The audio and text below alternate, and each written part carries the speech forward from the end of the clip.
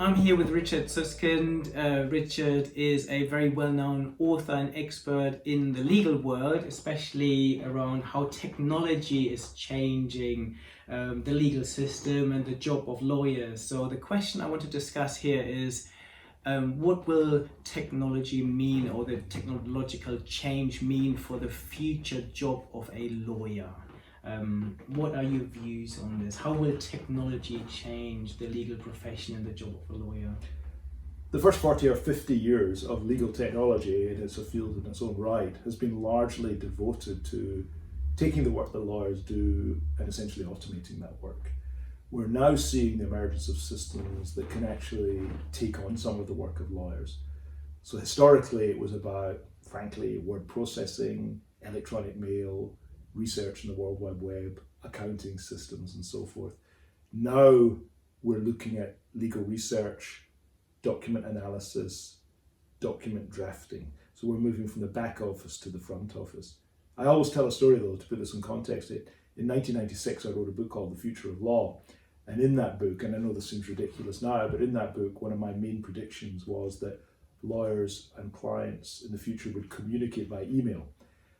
And I kid you not that the Law Society of England and Wales said I shouldn't be allowed to speak in public, and I was bringing the legal profession into disrepute by suggesting this. I also suggested the first... There's still some lawyers that still don't communicate. Well, that's certainly true. The Law Society, however, in fairness to them, are very supportive now. But I also said, for example, the first port of call for those doing legal research would be the web. And judges and lawyers said I had no idea because I didn't understand the cultural and practical significance of the law library. So I say this to suggest to you we've got a battle to fight, a mountain to climb. Yes. In bringing an essentially conservative profession into the 21st century. My view is that our biggest struggle actually is our law schools are still generating 20th century graduates rather than 21st century graduates, and yet we have a growing body of clients, both from the largest companies down to individuals who would like a lower cost service that's more conveniently delivered electronically. And so this emerging field of legal technology, and it's beginning to burgeon now. If we talked 4 years ago, there were about 200 legal tech startups in the world. There are now about 2,000 to 3,000. Each of them trying to do in a corner of law what Amazon did to book selling. So I think we're in for a decade of fascinating change. So what are some of the most fascinating examples? So as I say, it's this idea that historically we thought was unthinkable, that some legal work could actually be undertaken by machines. So I'll give you an example.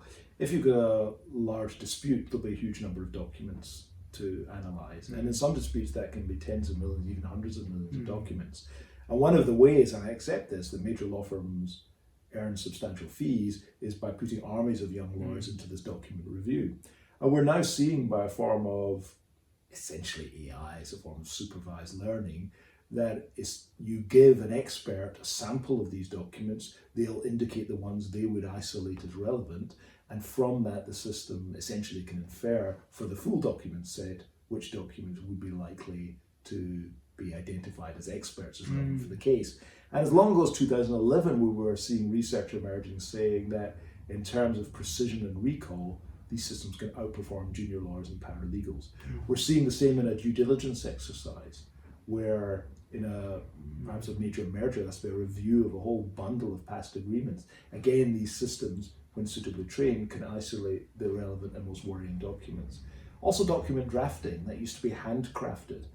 Systems have been around for some time, but now gaining traction, where a user is asked a series of questions and out pops a first draft, and a fairly polished first draft. And these can be made available online to individual consumers, to small businesses, people who couldn't otherwise afford legal guidance. We're also seeing systems that can help predict the outcome of disputes and predict the likelihood of a deal coming to fruition or not. So many of the tasks that we thought hitherto were the exclusive preserve of lawyers, we're beginning to see machines taking on. And so I identify for the future a new category of lawyer. I call them tomorrow's lawyers. I've written a book of that title. And they're the people who will be developing the systems that will be solving the problems to which lawyers today are the only and best answer. These are the people who will be developing the systems that will be solving clients' problems. So we'll be having legal knowledge engineers, legal risk managers, legal process analysts. We'll be having people who are expert in design thinking. All of these individuals working on developing a new way of tackling old problems. And lawyers are very uncomfortable with this when I put up my slide of maybe 10 roles for the future, essentially system development role. Well, that's not a lawyer. And I say, surely a lawyer is a person who helps clients solve their legal problems. If we find there are cheaper, quicker, better, less forbidding ways of doing that online, then the market will eventually move to that. And so I think in many ways the legal world's going through the industrialization, the digitization we've seen in so many other sectors. And while I can see for the foreseeable future there are a considerable number of tasks that machines and systems cannot take on, we have to recognize that law is more information intensive, more document intensive than any other profession or industry. And on the face of it, it's quite amenable to the use of technology. Interesting. So do you see that technology will replace the lawyers as we know them today? Or do you see it as more augmenting their job, that they will work alongside machines? I see this in medicine, for example, a good comparison for me, where you have a doctor and you can actually train AIs to make a diagnosis, and they can hopefully spend a bit more time personalizing a treatment plan, focusing on research. So what do you see the future of a traditional lawyer? A lot depends on timescales. If you look at the 20s, I think the 20s will be an era where systems and human beings will work largely alongside one another. Some of the work of junior lawyers and paralegals will simply be replaced by technology, I have no doubt about that. Yeah. But the more complex work, the more cerebral work, the work that requires creativity and imagination, for some time yet we won't have the systems that can replace that kind of work. In due course though, I could see something else happening. Because very often, and you'll know in the literature about this, when people look at AI, they say, well, what are the tasks, in this case a lawyer undertakes? Which ones could be done by a machine and which ones can we not imagine being done by a machine? And I think that's a limited way of looking at it, because very often a lawyer will say to me, I'm a court lawyer, I stand up in court, how could a robot ever appear in a courtroom? And I say, for the foreseeable future, I can't imagine a lawyer being replaced by a robot in a courtroom. But what I am seeing is the emergence of online courts, which means that there'll be far fewer cases conducted in a physical courtroom. So you're right in saying that a machine can't undertake the work of a human advocate, but you're wrong in thinking that means that job is safe, because technology is allowing us a new way to deliver the traditional outcome. And this seems to me, as we move into the 30s, to be a very major challenge. And I find it hard to avoid the conclusion that much, if not most, of the work that human lawyers do will be taken on partially or entirely by systems.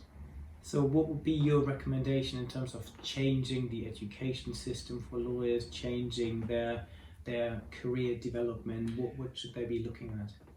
In the broadest of terms, our universities have to start thinking through what kind of people will be needed in the future to help clients solve legal problems. And I'm saying that's not just traditional advisors, it's also people who develop systems that can resolve problems. In broader terms, what I always say to young aspiring lawyers, actually I say it to businesses too, there's a very simple choice. And I say it's between competing with these systems or building these systems. By competing with these systems, you're saying, I hear what you say, Richard, but you probably overstate it. You don't really understand what I do as a lawyer. And I think there's much I can do that a machine will never do, and that's going to be my career. Or a business will say that's going to be our business. And I say, that I can't say you're wrong, but most of the trends are pushing in the other direction, suggesting that more work will be allocated to machines and less work to human beings. So rather than competing with these machines, why don't you be involved in building the systems that will replace our old ways of working? And so I'll say to a young lawyer that I'd like you to be a legal knowledge engineer, I'd like you to be a legal systems designer, to build the skills for yourself, transportable skills, which will allow you to develop systems that will solve legal problems in new ways. So compete with these systems or build with the systems. It's a career choice, it's a strategic choice for businesses, And I'm encouraging people that I advise, certainly, to be involved, to be leading the way in building the systems that replace our old ways of working. That should see us through the 20s. Whether or not there'll still be mileage in that in the 30s depends a lot on the advances of technology, because even a lot of the new roles I see for tomorrow's lawyers, I can anticipate at least some of them being taken on by machine as well. I couldn't agree more. Fascinating. Thank you very much. Thank you very much. Thank you. Great. Good. And one on the future of profession. Of course, yes. Very good. I'm here with Richard Susskind, a very accomplished author. One of my favorite books that you've written is The Future of Professions. I love this book because it challenges many preconceptions where people think robots and technology will take the lower skilled jobs. The point you're making is actually the medical profession, the legal profession, lots of professional jobs, the human experts, their jobs will now be challenged by artificial intelligence and machine learning. Maybe you can summarize some of your key arguments in that book that you wrote together with your son. Which is the reason it will always be special for me. Daniel, my son, is an economist. He and I joined forces to look at a bundle of professions. We were working, he was working at number 10 Downing Street, and I was working as an author and advisor and working in professional services firms. And we had this sense that the changes being brought about because of technology were not limited to one or two professions. Every profession was going through similar changes. So we thought, why don't we go out and speak to the market leaders, the thought leaders, the startups, the disruptors, and find out what's going on in medicine and law and architecture and audit, tax, consulting, in education, in journalism, and even in the clergy. So we looked at all these professions, and the broad theme we found was this, that as regards technology, there were two different phenomena coming through, two different futures. One, which we said was reassuringly familiar, was the idea that the role and impact of technology was essentially to improve what it is the professionals do today, to augment, support and enhance them. And the other role, we saw emerging technologies which frankly were displacing, disrupting, replacing the traditional professional model. And we saw a mixture of these, and some quite dramatic changes, in education, for example. In Harvard, we saw that in 1 year, more people signed on for their online courses than had attended that physical university since its foundation. In journalism, Associated Press, as long ago as 2014, were using algorithms rather than financial journalists to generate earnings reports. In tax, we saw that already more than 50 million people in the United States were using online services rather than tax advisors to submit their tax returns. In law, we looked at eBay. Every year, more than 60 million disputes, believe it or not, in eBay. Almost none of them sorted out by lawyers and judges, sorted out by something called online dispute resolution. In audit, you see this move away from what used to happen, the audit once a year based on a sample of financial transactions, at least to the possibility of real-time audit in background, working on all financial transactions. In architecture, I was just point to the Hamburg Concert Hall, which is a remarkable building designed mainly by algorithm. And of course, in the clergy, it was not of course, but it's a reality, we found this little app called Confession, which had tools to help you track your own sin, options for contrition, and even the Vatican got involved in the debate about whether or not this was suitable. So whatever profession we looked at, we're seeing some quite dramatic uses of technology. We decided to take a step back though and ask the question, why do we have the professions at all? Why is it that we give exclusive rights to certain occupational groups? Only a certain type of person is allowed to cut your body open. Only a certain type of person is allowed to appear in upper courts. Only a certain kind of person is allowed to make authoritative statements about the financial health of a business. We regulate, we authorize, we ring fence, and we call it the grand bargain. It's the grand bargain that says, we allow you to be the only people who can do X, Y, and Z. It's in the interest of the recipients, but in return, make it accessible, make it affordable, keep your knowledge current, and make sure we can trust you and that you are a remarkable duty of good faith to those you advise. And That's been the model in the print-based industrial society. But when you look at our health systems around the world, you can see they're creaking. You look at our educational systems, likewise. You look at legal systems with access to justice problems. So we're not actually in the print-based industrial society. The system's creaking, and we ask the question, might there be new ways of handling the old problem? And the old problem is this, that we define what is at the heart of the professions, is this idea we call practical expertise. And practical expertise is a mixture of textbook knowledge and everyday experience. It's what your doctor, your lawyer, your accountant has. It's this amalgam of, as it were, content that they bring to bear. Usually when you've got a problem of uncertainty, I'm in this situation, not sure how to classify or categorize it, sure as anything, don't have the knowledge or expertise to resolve it, so you go to a human expert. And so we define this expert as, or the process of the professions really, as our current way of producing and distributing practical expertise in society. And therefore our book is asking the question, might there be different ways of producing and distributing practical expertise in society? Quite near to the end of writing the book, the title settled and everything, the title of the book, The Future of the Professions, and our premise, we're asking the question, what's the future of the professions? We realise we're asking the wrong question. And I don't mean this as a joke, but if you ask the question, what's the future of the professions, you're assuming they have a future. A better way of framing it is to think, how in the future will we be solving problems to which the professions today are the best answer? And that leads you not necessarily to an automated version of the professions, it liberates you to think, well, actually, in an online world, we might be able to make available practical expertise in a new way. And the promise of education for 7 billion people, healthcare for 7 billion people, 7 billion people being able to understand and enforce their entitlements, we found that very exciting. Hugely exciting. And you see this happening already in lots of industry in healthcare and education, where there are hugely popular apps, tools. It is very interesting though that people often say, your book's very pessimistic. And we say, it depends which way you look at it. From the point of view we accept of the traditional provider, this is indeed threatening. But we're optimistic because we can see as never before that the recipients of professional services might have alternative, more affordable, less forbidding, more practical, more available ways of resolving their difficulties. So we to this day maintain it's an optimistic book. We are writing, I should say, we're just doing a second, well, it's not quite a second edition, more an updated edition where we're revisiting what's happened over the last 5 years.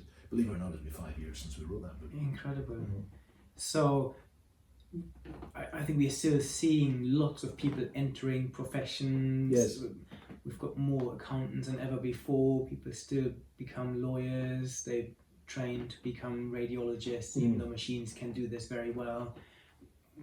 What would be your recommendation for the people when they make career choices? Well, there's an interesting question here as well, I should say, of timing, that although I think great advances are possible in a small number of years, there are often cultural, regulatory obstacles that stand in the way of immediate change. So I could imagine a system that would replace auditors in a very small number of years.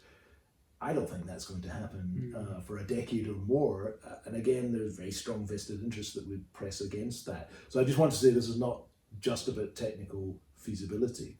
The general advice I give to aspiring professionals is, as I always say to lawyers, it's not about practicing law in the 20s as your parents or your uncle or your next door neighbour practices law. You'll still in the future be involved in solving legal problems, but you may be involved in the design of systems that solve problems rather than one-to-one consultative advisory service. So that's the message to professionals. We have this view that it is a one-to-one engagement, but actually we foresee more of a one-to-many relationship, and that doctors, for example, can make content advice and guidance available to many people, subject to all the limitations and of course the concerns people have over the accuracy and the robustness and so forth of these systems. But just the principle is to move away from one-to-one, frankly unaffordable service on a global basis to one-to-many, sharing that knowledge and experience more widely. And so I believe people who are coming out of professional training just now should be open to the idea that one of their prime roles in the future will be involved directly in the design and development and and implementation of systems that will replace the old ways of the professions. I guess one challenge is, you said that professions they train and become experts through practicing. Yes. There's a real danger that we lose some of this human expertise. Yes. I guess. Do you have some concerns about that? I've always been worried, and I've written in a number of my books about the question, how do you become an expert if you haven't been through your basic training, as it were? Where do you cut your teeth? Yeah. It's interesting, I interviewed some young lawyers about this, and went to visit them in a big city firm, and they were doing a huge document review exercise, and I said, if this was done by machine, how would you learn to do it? And to a person, they said the same thing. They said, we get this after a couple of days, we don't need to do it for a couple of years. So I often cynically say, don't confuse training with exploitation. The reality is, as long as the market's prepared to pay for young lawyers to do these major reviews, law firms are prepared to recruit and train individuals in great numbers. But I think this leads us to, in fact, one dimension of the book, which is fundamentally rethinking training. And I'm always, when I look at an astronaut or images of astronauts for the first time stepping into their shuttle or whatever, they don't look around and say, oh, this is what it looks like. So it's funny, I didn't know what it was going to look like. Of course not. They've been working in simulators for years beforehand. And I think we need to do the same in the professions. I think we need to create simulated practice environments, huge learning environments, virtual environments, in which I suspect we can expose young professionals to a far wider range of possible experiences. So it won't come as a surprise to hear that I think the solution to the problem you rightly identify is technology. Now, it's some form of technology. I think our learning technology has got some way to go, but I could imagine that these people can learn, rather than the 2 days, they can learn that through immersion in everyday experience, mediated through these emerging technologies. I'm not sure people have fully grasped yet just how significant forms of virtual reality will be in learning and educating all of us. And it's not just professional training, it'll be lifelong learning too. I couldn't agree more. So what would you say are some the key takeaways that you would like people to take away from your book, The Future of Professions? What were the top messages for you? In many ways, one of the most challenging messages, but enduring messages, is to think about the trades and crafts of the Middle Ages.